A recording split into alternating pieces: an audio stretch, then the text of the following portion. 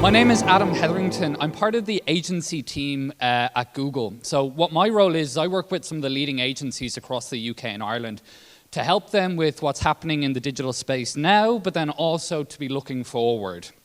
So although this might be the first time that we meet, unfortunately for the guys at Hallam, they have to talk to me every day.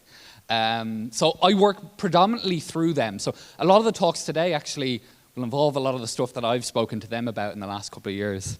Next slide, please. Awesome. So what I wanted to do at the very beginning was to try and kind of open your minds up, not give you the kind of minutiae of how search works and what you should be doing from a marketing perspective, but just give you some understanding to help broaden the mind at the beginning of the day. With that, what I wanted to do was to talk about a bit of research we did with the behavioral architects. They're a London-based behavioral economist consultancy. We did this research over a couple of years with them that really looked at how a consumer navigates from the initial trigger of wanting something down to that purchase process, especially in the new age of digital. And why that's so important is because of this thing in the back of my pocket, mobile phone. As the mobile phone has come out, you see more and more searches increasing across the board. If I asked everyone here to take out your phone and show your neighbor the last 5 searches you did, I don't know if you'd want to do it. And the reason is to get information, put it in my brain right now, right? So that creates a little bit of a change in terms of how the usual, or, you know, everyone's seen the marketing slides in the university of like awareness at the top and then the funnel as it works its way down. It's really useful, but it's gotten messier. So we were looking at this problem with the behavioral architects, and really what we found was a couple of, I have to do some definitions first, but a couple of definitions. First is that initial trigger. So that is, and it can be anything. It's me getting into the airport and seeing people flying to sunny Malaga and Palma and thinking, oh, that'd be amazing. That's an initial trigger for me to book my holiday. Or even queuing up in Tesco and feeling that hunger, if you know what I mean, in the morning or at lunchtime. And as people kind of work their way down, how do we get them to the purchase cycle? Now, surrounding that is exposure. And exposure is anything that a consumer could potentially be exposed to. It might be an advertisement. It might be the person sitting beside you who has lovely shoes and you think, I might get them. It might be me talking about flying on holidays, in which kind of triggers something in your head as well. But as a user moves down between the triggers, they go through 2 different phases. And this is the theory behind it. The first is an expansive phase, right? This is explorative, really expansive. The example I'll give you is last year I bought my first ever electric toothbrush. Changed my life, absolutely changed my life. And my initial trigger wasn't the need, well, it wasn't the need exactly for it. It was that my old toothbrush was getting kind of ratty. My partner told me to throw it out, and it was coming close to Black Friday. So I thought, now's the chance. My exposure has been my dentist, my partner who has one, and all the ads that I've seen in the past. So my exploratory expansive phase consisted of 22 different tabs on my work laptop, looking at the best toothbrushes that you could buy from all the different retailers in and around my home in Dublin. Then I went into the evaluation phase, right? 7 days before Black Friday kicked off. Explorative, expansive, evaluation, reductive, okay? So I went from my 22 tabs to 3. I knew exactly which toothbrush I was going to buy, but I didn't know from which place I was going to buy it. So that reductive phase is when people start making decisions. And in both of these cases, it's getting more messy as people use these things more often. Now, what you'll see is there's 2 different lines here. One is the trigger to purchase. I did. Thank you. And then there's another one which continues around. And people do get stuck in this explorative and expansive phase. I don't know if anyone has the tabs on their phone. I've got 2 or 3 that's looking at different things that I might want to buy. A cool projector, just because I'm a nerd. Something like that. But I haven't made a decision, and I might never make a decision or make that purchase. So this is where we as marketers need to help consumers along that journey to influence in terms of the messy middle, that consumer expansive and reductive phase, to make sure that they're coming to us as brands and as growth leaders. Next slide. Thanks. So what we did is, that was the theory. Okay, theory's done, away. What we did is we worked with behavioral architects and we defined what kind of dials we can move, which one we can turn up to 11, which one we can turn all the way down. And we also put a few things off limits. So for off limits, the first one at the top there is brand strategy. The reason that is if anyone here has ever done a rebrand, my heart goes out to you. It's so long and arduous and painful. And actually that's a whole different kettle of fish, right? That's out of scope. But the other one, and this one was really important, off limits was pricing strategy, right? When we looked at, okay, those 3 different toothbrushes in my example there, we wanted the price to be exactly the same with all 3. The reason being is businesses place themselves in that initial market depending on their pricing strategy, and again, a little bit out of our scope. So what we focused on is what marketers could do and what would be playable is it round into 6 different core categories. And these are the dials that we moved up and we moved down throughout our research. The first one is category heuristics, and this is basically shortcuts that the human brain makes. Like one example for it is megapixels. So everyone knows when you buy a phone, megapixels, big number, good. Megapixels, low number, bad. What's a megapixel? You know, or gigabits. How much gigabits you actually need, don't know, but I know big number, good, low number, bad, right? They're just these shortcuts that brains make. Second one is authority bias. Everyone has seen this before, but it's my example is, so my parents-in-law like wine, and basically when I go over to dinner, I have to buy a bottle of wine. It's a nice thing to bring. For me, wine is flavored vinegar. I haven't a clue, no idea. So I go in and I look at the one that has the sticker, right? The sticker, it won the gold award in the All-Ireland Medal of Wines from France. Brilliant. That's what I need, and that helps me to make a decision. Next one is scarcity bias. So scarcity is to do with time, it's to do with quantity, and it's to do with limited availability. So are you in a club? Anything along those different lines. The power of free. Free is a really interesting one because it's not the word free. It's not the fact that you're getting something for free. It's how that transfers value to a consumer. So one example on this, which is really good, is when we looked at the holiday buying category, we used 2 different options for free. One was free insurance for the holiday. As a consumer, I actually don't want to ever have to use my holiday insurance. That's not providing me very much value. And the other option was free room upgrade, which one actually drove more value. The free room upgrade, because it was a tangible thing that I was getting, extra value that I was going to get from there. So not just thinking of the word free, but how you can help provide value to a consumer on top of what you're already doing. Social norms, reviews, I know there'll be a lot of talks today on that, but that's a fairly simple one. And then the power of now, so expediency, which is kind of key there. Next one, please. Awesome. So what we did is, so again, that was all the theory. We got 12,000 UK consumers, and we did a purchase simulation with them to test this, okay? So we asked them across 12 different categories, all right, give me your favorite brand, your absolute favorite brand, and then give me an alternative as well, right? They knew what they were kind of doing when they came in, but that's what we asked them for.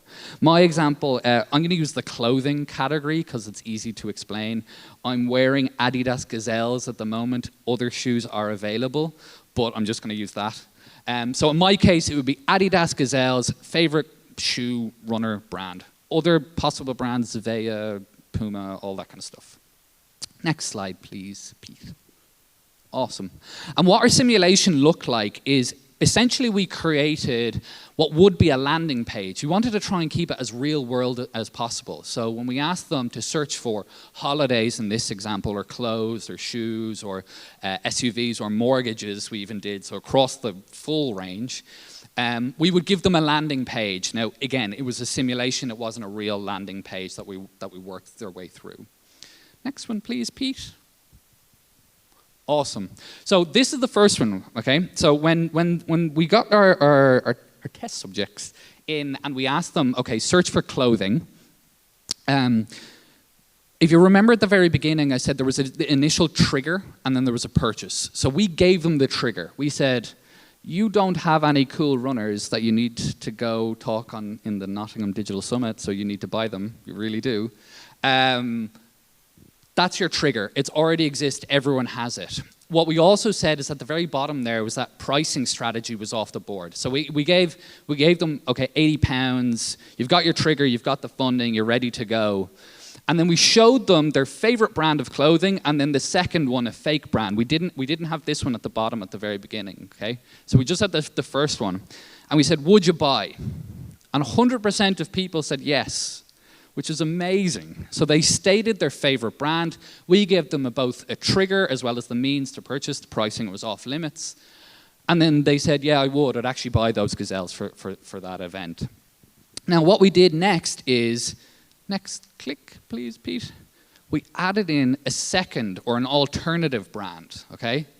So we have your stated favorite brand. They've already told us which one's their favorite, and we've just added in a second option. Now, the text is exactly the same. There's no marketing dials up or down yet. We haven't really messed around with it. And next slide, please, Pete.